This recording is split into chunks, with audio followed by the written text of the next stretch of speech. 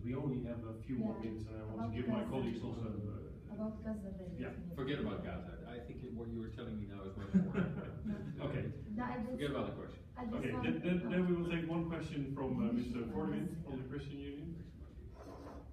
Well, I'm very impressed with your story because the whole discussion is very polarized.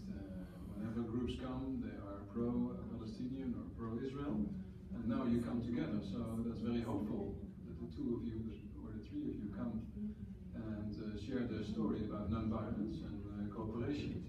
So here in Parliament, at the budget discussion, we also had the item of reconciliation, cooperation projects that the Dutch government also wanted to support.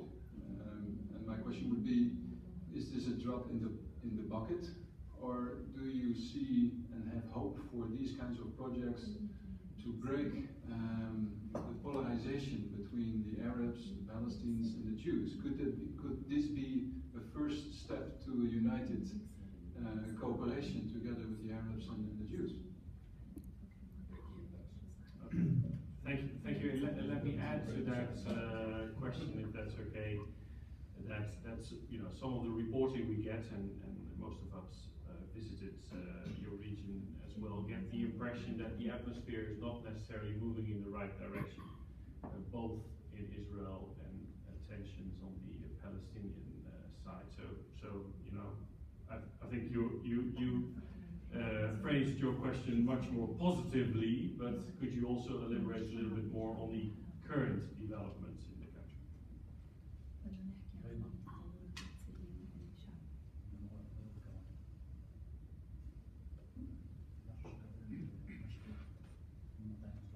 So our effects on the ground, it's really in small steps, but after 10 years as part of this organization, this movement, I see a huge impact on the people on the ground.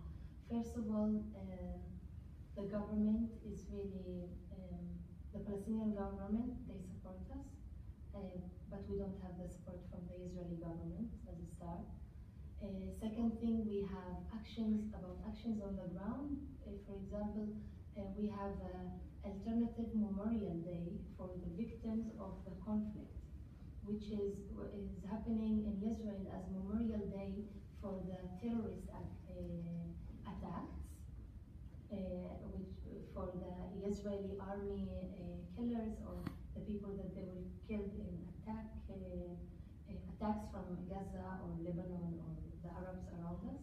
But we as a group, we decided to make alternative ceremony where we remember the victims of this conflict from both sides. 4 years ago, we had only 100 to 200 people coming to join us from Israel and from Palestine. And today we have over 3,000 people last year that they found that this is a place to feel sorry and to feel sad for the victims, but not in a radical way. To come and to talk about the victims of this conflict, from Palestinian speaking in an Arabic in a stage in Tel Aviv with 3,000 people, it changed the minds of a lot of people. And also to hear about the sorrow and the pain of the Jewish losing their lovers, it's also, but to remember that I lost my son and I lost my beloved, but I don't want to continue in this killing cycle. It's really affecting a lot of people. Last year we had also, we had it in the internet live, and we had people watching us also from Gaza, that they were watching us with the translation to English, and they were also supporting us. But the reality that we cannot be in contact with people in Gaza, because the people in Gaza cannot go out and we cannot go in, so this is a different reality that we cannot control at the moment. But the Memorial Day, it's a project that we support ourselves, we raise funds for this project ourselves, and we believe that this is a start to change the society.